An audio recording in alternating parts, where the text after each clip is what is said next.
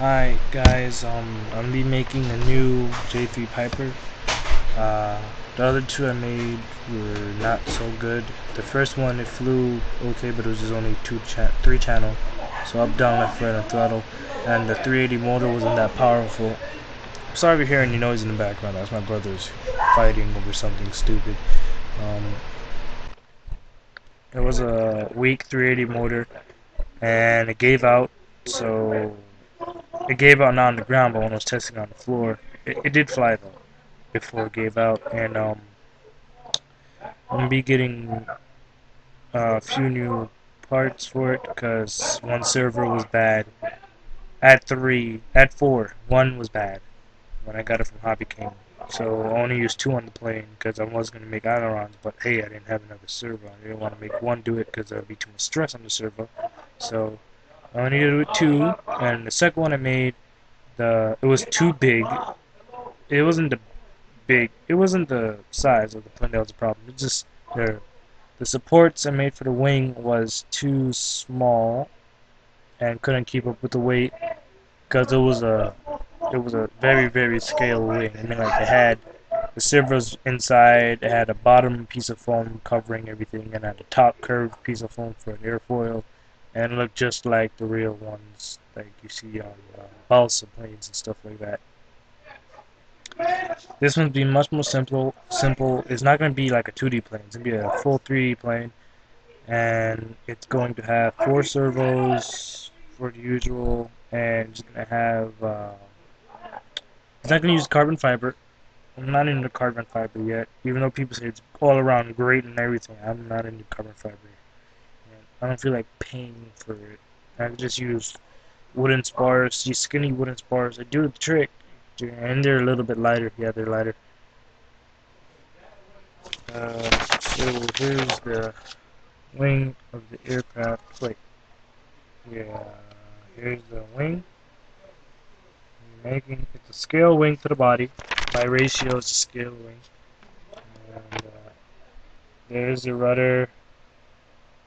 There's the housing pieces, like the spaces, both halves of the fuselage, and it has an open space in the middle for electronic wires and push rods to go through. Um, I'm gonna show you what each one does in a separate video. When I finish the plane, I'll show you what each one does. Uh, Next, paper, whatever, schematic is the main part of the plane.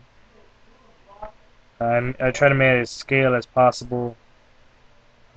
Even drew the motor and everything, so I knew the proper spacing, prop, if it fits the plane, and everything like that. Um, Even it's gonna have the skirt, just this right here, the skirt for the landing gear. I do have landing gear. And there's the rest. And there's the elevator. There's another rudder. This is the first rudder I drew, but I couldn't finish it because the paper ended. So I drew it on the other one. That's going to be in the harness motor and stuff. And you can see the design for my prop saver. You see the 45-degree cut right here. The 45-degree cut right here is for when if the plane hits the ground or the nose hits the ground. The prop takes out this piece of wood right here. This rectangular, this skinny rectangle is going to actually be a piece of balsa or just another wooden spar. And it's going to be lightly hot glued in, while the top one's going to be fully hot glued in. And if it hits the ground, the wood will give out, and it will bend on this corner and meet up with the foam here on the 45-degree slant, and it will save the prop, and the motor will be fine, and I'll be a happy camper. It's going to be a simple airfoil, just curved with little cuts in the foam. Not actually cuts, but little creases made with a hobby knife. Little creases made by a hobby knife, and there's gonna be four creases. There's gonna be one just for the leading edge, another one to start the curve, another one for a midpoint, and that's gonna end directly in the middle. So there's three in the front. There's one going down. There's another one now going down at a small degree, and there's like a major one going down to meet the end of the wing.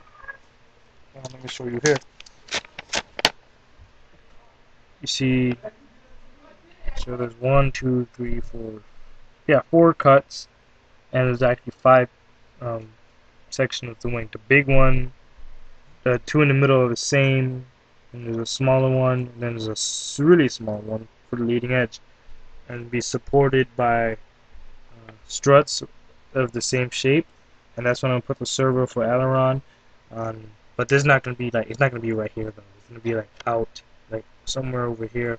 Another strut, two actually, one where the struts will meet it, and the airfoil will house the servo, and that same airfoil shape piece of foam will also house the next strut going on the going to the outskirts of the wing to support that too, because the midsection is already being supported by the two pieces of also.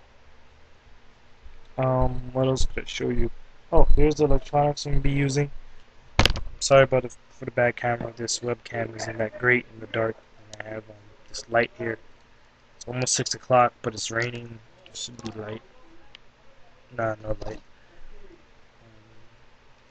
Electronics. I'm using a 4-channel receiver.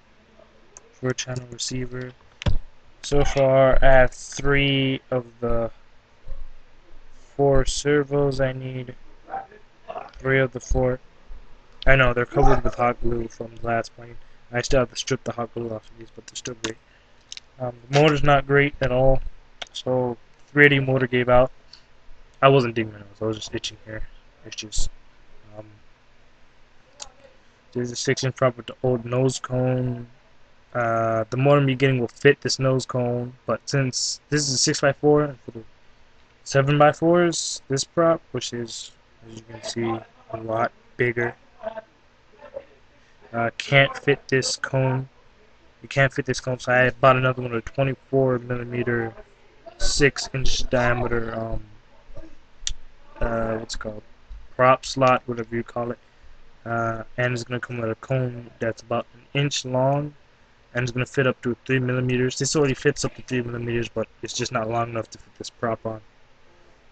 Now you see like how that does not work. See, small, huge, not good. I'm getting a new motor. I'm getting a 1600 kV motor. Outrunner. Yeah, Mom? Okay. 1600 kV motor, and it's gonna use a 9-volt battery. It's gonna have a 20 amp, 20 amp, what's it call it? ESC. And I'm gonna have another 9-volt battery powering the servos. So I have 2 batteries, so I have 100% power going to the motor, and another battery providing all its power to the servos. It's gonna be sorry if you hear any noise. My brother's. I'll make another video soon and post it on my channel. Probably sometime next week. You see how these people are stupid, right? So please don't leave any comments against me.